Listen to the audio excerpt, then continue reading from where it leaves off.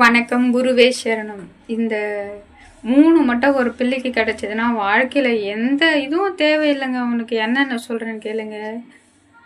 முதல்ல இந்த உடல் தனக்கு கிடைச்சது மாபெரும் ஒரு புண்ணியம் பண்ணியிருக்கணும். அடுத்தது 2வது குரு நம்மளுக்கு கிடைக்கணும். இந்த மானிட உடலுக்கு குரு கிடைக்கணும். 3வது அந்த குருவை பற்றி கொள்ளணும்.